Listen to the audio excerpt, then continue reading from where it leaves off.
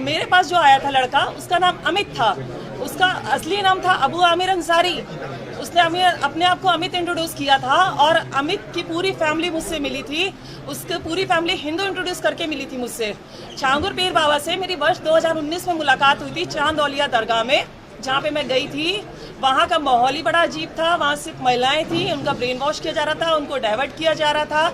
क्योंकि मैं इस परिवार के बीच में रही हूँ, तो ये जो रेट लिस्ट आप देख रहे हैं आज जारी हुई है, ये रेट लिस्ट मुझे वहीं से पता चली थी कि कैसे रेट तय होता है, किस तरह से इसको एग्जीक्यूट किया जाता है, कैसे फंडिंग आती है, हवाला के जरिए कैसे पैसा आता है।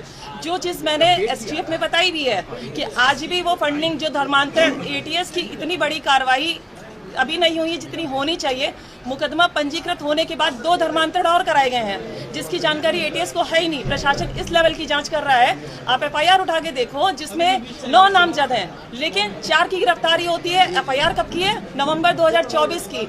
और गिरफ्तारी कब होती है? अप्रैल में। कुछ गिरफ्तारी कब होती है? अभी 5 तारीख को। क्यों सिर्फ 4 लोगों की गिरफ्तारी, 9 नामजद, और उसके अंदर ना जाने कितने नाम। अगर गिरफ्तारी का आंकड़ा निकाला जाएगा ना, तो 40 से 50 ऊपर पहुंचेगा, उससे कम नहीं रहेगा। और छांगुर के द्वारा 5000 से ऊपर लड़कियों का धर्मांतरण कराया जा चुका है।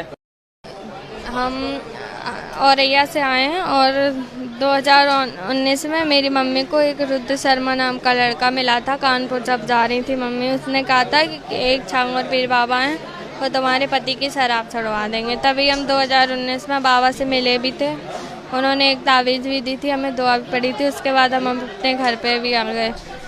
और 2024 में उसने कहा कि बाबा कानपुर आए हैं, उनसे मिल लो चल के। हम उसके साथ चले गए। वो मुझे एक फतेहपुर मस्जिद में लेके गया, वहाँ पे मेरे साथ ज़बरदस्ती निकाह किया। तब हमें उसका नाम पता चला, मेराज अंसारी है। आपको प्रताड़ित किया जाता था, आपको कहीं बंधक बनाकर रखा गया था। धर्मांतरण के बाद में क्या कुछ आपके साथ शुरू हुआ, बताना कैसे? उन लोगों ने 3 महीने तक हमें अपने घर पे कैद करके रखा। उसकी अम्मी हमें नमाज सिखाती थी, अरबी सिखाती थी। उसके बड़े पापा पाकिस्तान में रहते हैं, वहाँ कहती थी भेजने के लिए। और वीडियो कॉल पे वो लोग छांगुर पीर से रोज़ बातें करते थे, भारत को इस्लामी मुल्क बनाने की बातें करते थे।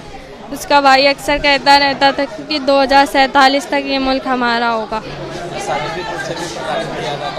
हाँ, उसके अब्बू जब हम प्रेग्नेंट नहीं होते थे तब कहते थे अब हम इसके साथ शारीरिक संबंध बनाएंगे। हाँ, जब हम मर भी नहीं पाते थे तब मारती भी थी उसकी अम्मी। और गोश्त खाने के लिए भी फोर्स करती थी। गाय का गोश्त भी आता है उनके घर। जी, अभी परेशान ऐसा क्या, सऊदी में इन्होंने मुझे धर्म बदलने के मजबूर किया। बदर अख्तर सिद्दीकी के साथ मिलके मना के अश्लील वीडियो बना लिया गया। फिर मेरे वापस मुझे 3 महीने बाद कर्नाटका भेजा। उसके बावजूद इन लोगों ने मुझे यहाँ गांव गन्ना खंडी बुलाया, यहाँ बुला के मेरे को गौमांस खाने को मजबूर करते। मैं मना करती, मारपीट करते। ये चेहरा बयां कर सकता है मेरा। इन्होंने गैंग रेप करवाया मेरा। हम सोचे कि किया जाए, तो जो लोग पीड़ित थे तो हमने कहा वो घर वापसी कराते हैं। तो 3 जुलाई को हमने घर वापसी कराया। वापसी के बाद जान से मारने की धमकियां मिलने लगी और धमकियां कई जगह से मिलना शुरू की। अब देखिए, हमें ये आजमगढ़ के बम्भौर गांव है जहां से गुलशन कुमार की हत्या हुई थी, जो हमारे हिंदी गायक थे। यहाँ पर सीधे गोली मारने का है, गाली देने का है। और यहाँ पर बम्भौर वाले RSS मतलब राष्ट्रीय सेवक संघ के मिले तो कूट दो। इसको हमने मुकदमा पंजीकृत कराने के लिए दिया, अभी तक हुआ नहीं है। और पीड़ितों को भी लगातार धमकियां मिल रही हैं।